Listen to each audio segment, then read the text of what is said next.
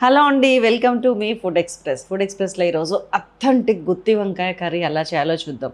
ఇది బగారాస్లోకి, చపాతీస్లోకి, నాన్, ఫుల్కా అన్నిట్లోకి చాలా బాగుంటుంది. బిర్యానీలోకి ఇంకా బాగుంటుంది. చలో చేసేద్దాం రండి. ఇంగ్రీడియంట్స్ ఒక్కసారి చూద్దాం. ఉల్లిగడ్డ, పచ్చిమిర్చి, ధనియాలు, నువ్వులు, పల్లీలు, ఎండు కొబ్బరి, ఆవాలు, జీలకర్ర, ఉప్పు, పసుపు, కారం, అల్లం వెల్లుల్లి పేస్ట్, కొత్తిమీర, కరివేపాకు, పన్నీర్, చింతపండు, గుత్తి వంకాయలు. ఫస్ట్ ఒక పాన్ తీసుకున్నాను. అది కొంచెం వేడెక్కగానే కొద్దిగా ఒక 2.5 టీ స్పూన్ పల్లీలు వేసి కొంచెం అది సగం ఇట్లా ఫ్రై చేశాను. ఫ్రై అయిన తర్వాత ధనియాలు ఒక 1 టేబుల్ స్పూన్ అది కూడా వేసి ఫ్రై చేసుకుంటా. ఎండు కొబ్బరి ఒక పావు చెక్క అండి, ఒక 5-6 ముక్కలు వేస్తే సరిపోతుంది. సన్నగా ఇట్లా కట్ చేసింది, దాన్ని కూడా వేసి ఫ్రై చేసుకున్నాను.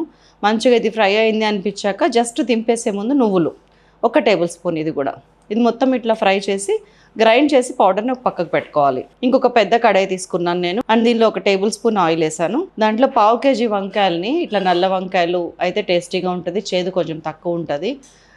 ఇట్లా 4 పక్షాల కింద ఇట్లా కట్ చేసి అన్నిటినీ ఆయిల్లో ఫ్రై చేశాను ఇట్లాగా.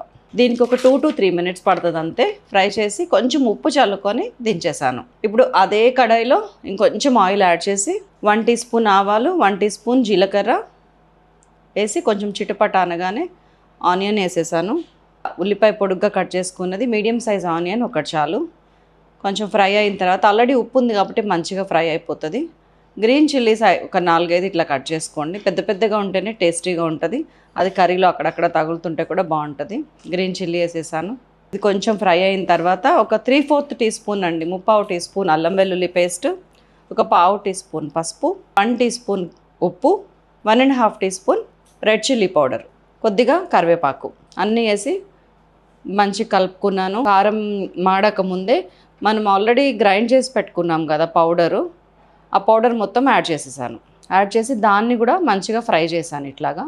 ఇది మొత్తం ఈ ఫ్రైయింగ్ ప్రాసెస్ అంతా 3 to 4 మినిట్స్ పడుతుందండి. ఇంక ఇది ఫ్రై అయింది అనుకున్నప్పుడు హాట్ వాటర్ ఒక 350 ml ఆఫ్ హాట్ వాటర్ని పోసేసాను. హాట్ వాటర్ని పోసేసిన తర్వాత ఇట్లా బాయిల్ అయింది కదా వాటర్, ఈ వాటర్ బాయిల్ వస్తుంటే అప్పుడు మనం ఆల్రెడీ ఫ్రై చేసి పెట్టుకున్న వంకాయలని యాడ్ చేసేసాను. మూత పెట్టేసి ఆ వంకాయలని ఒక 15-20 నిమిషాల పాటు మంచిగా ఉడకనివ్వండి లో ఫ్లేమ్ మీద. చింతపండు పులుసు ఉంది కదా, దీన్ని ఏం చేశానంటే మంచిగా వాటర్ పోసుకున్నాను. ఇది ఒక 15 to 20 గ్రామ్స్ చింతపండు పులుసు.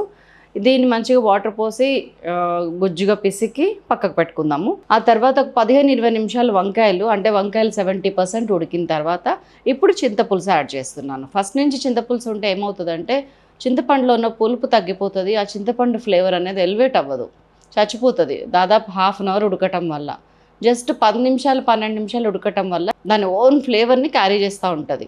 ఇప్పుడు కూడా మళ్ళీ ఇంకొక 10-12 నిమిషాలు లో ఫ్లేమ్ మీద అట్లా ఉడకనివ్వండి. చలో మనం దింపడానికి రెడీ అయింది. ఉప్పు కారం ఒకసారి చెక్ చేసుకుంటున్నాను. దెన్ ఇంకా 4 నిమిషాలు 3 నిమిషాలు దింపుతామనగా పన్నీర్ని కొంచెం అండి, ఒక్క 1 క్యూబ్, దాదాపు ఒక 5 to 7 గ్రామ్స్ పన్నీర్ అంతే. దీన్ని తురిమి వేసేస్తున్నాను, మ్యాక్సిమం 10 గ్రామ్స్. కొత్తిమీర కూడా యాడ్ చేస్తున్నాను. చలో కట్టేశాను, అయిపోయిందండి. అద్భుతమైన గుత్తి వంకాయ కూర, అథెంటిక్ స్టైల్లో, అమ్మమ్మ స్టైల్లో గుత్తి వంకాయ కూర రెడీ అయిపోయింది.